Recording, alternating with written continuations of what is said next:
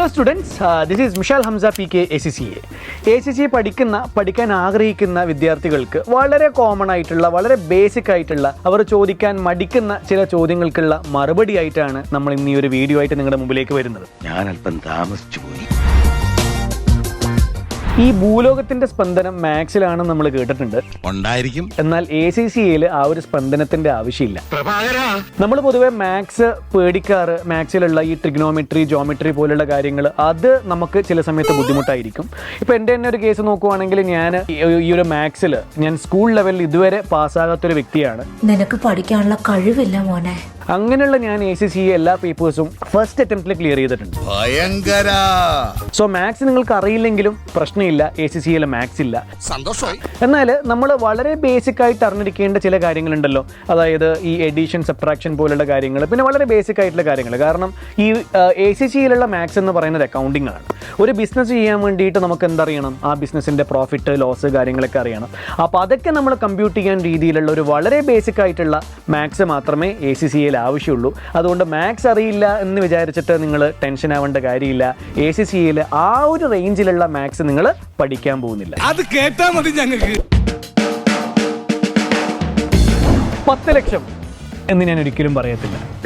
ആക്കരുത്. കാരണം ഇവിടെ ഫിഗേഴ്സ് പറയൽ വളരെ ബുദ്ധിമുട്ടാണ്.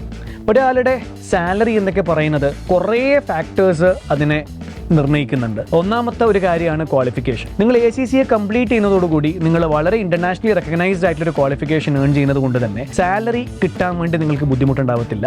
എന്നാൽ ഫ്യൂച്ചറിലോട്ട് നിങ്ങളുടെ പെർഫോമൻസ്, നിങ്ങളുടെ എക്സ്പീരിയൻസ് പോലെയുള്ള കാര്യങ്ങളാണ് കൂടുതൽ സാലറി കിട്ടാനും കമ്പനിയിൽ നല്ലൊരു പൊസിഷനിലെത്താൻ വേണ്ടിയിട്ടും നിങ്ങളെ സഹായിക്കുക. അപ്പോൾ നിങ്ങൾ വളരെ പെർഫോം ചെയ്യുന്ന ഒരു ഇൻഡിവിജ്വൽ ആണ് എങ്കിൽ, നിങ്ങൾക്ക് നല്ലൊരു പേഴ്സണാലിറ്റി ഉണ്ടെങ്കിൽ ഡെഫിനറ്റ്ലി നിങ്ങൾക്ക് ആ ഒരു റേഞ്ചിലേക്കൊക്കെ സാലറി ഏൺ ചെയ്യാൻ വേണ്ടി പറ്റുന്നതാണ്. എത്ര കൊടുക്കുക ഫ്ലൈറ്റ്? Ready cash. പക്ഷെ അത് നമുക്ക് ഗ്യാരണ്ടി ചെയ്യാൻ പറ്റത്തില്ല. അതൊക്കെ നിങ്ങളുടെ സ്വഭാവവും പെർഫോമൻസും പോലെ ഇരിക്കും.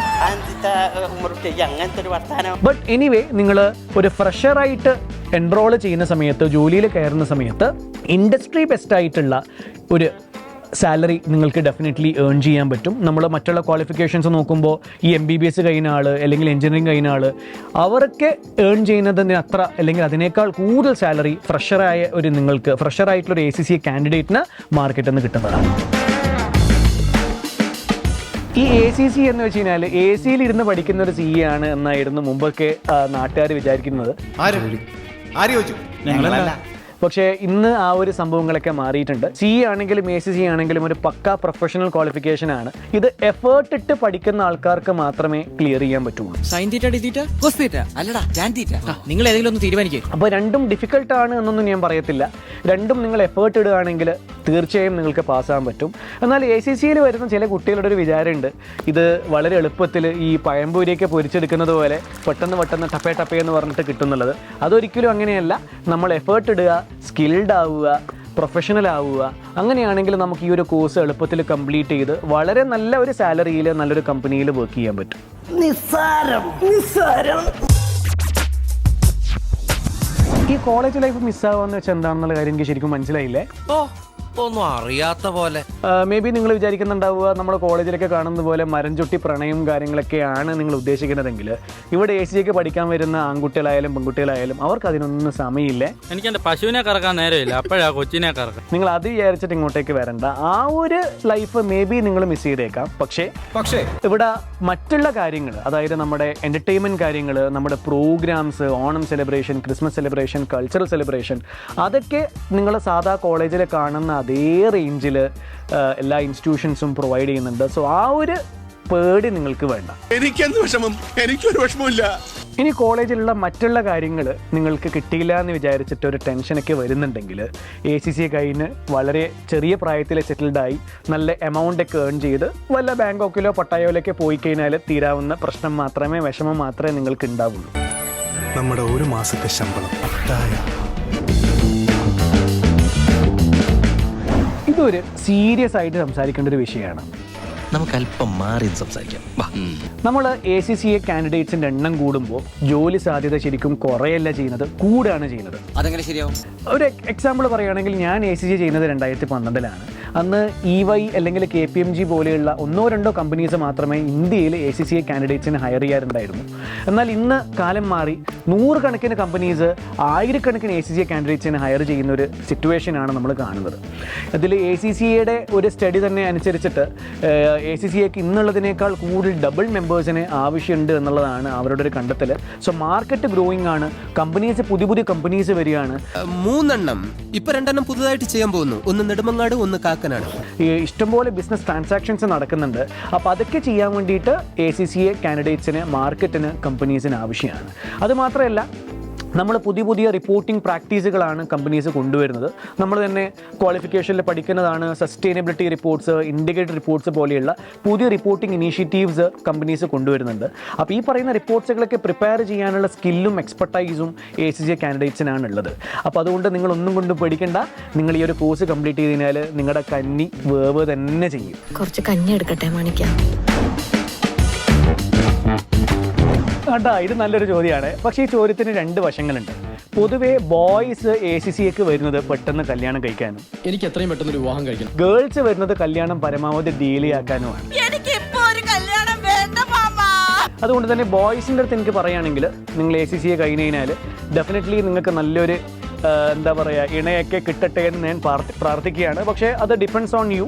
നിങ്ങളുടെ സ്വഭാവമൊക്കെ പോലെ ഇരിക്കും. നിങ്ങളുടെ നാട്ടിലൊരു കൂതറ സ്വഭാവമാണെങ്കിൽ മേ ബി നിങ്ങൾക്ക് പെണ്ണ് കിട്ടണമെന്നില്ല. നിങ്ങൾ ഇനി എന്ത് അമേരിക്കൻ പ്രസിഡന്റ് ആണെന്ന് പറഞ്ഞു കഴിഞ്ഞാലും ചിലപ്പം പെണ്ണ് കിട്ടണമെന്നില്ല. 163 പെണ്ണാവും കണ്ടത്. ഇനി ഗേൾസിൻ്റെ കേസ് നോക്കുവാണെങ്കിൽ, ഗേൾസ് കുറച്ചുകൂടെ പഠിച്ച് സെറ്റിൽഡായി കല്യാണം കഴിക്കുന്ന സമയത്ത് നമുക്ക് കിട്ടുന്ന ആ ഒരു സെക്യൂർഡ് ഫീലിംഗ് ഉണ്ട്. അത് ആലോചിച്ച് ACCAക്ക് വരുന്ന ഗേൾസിനെ ഞാൻ അധികം കാണാറുണ്ട്.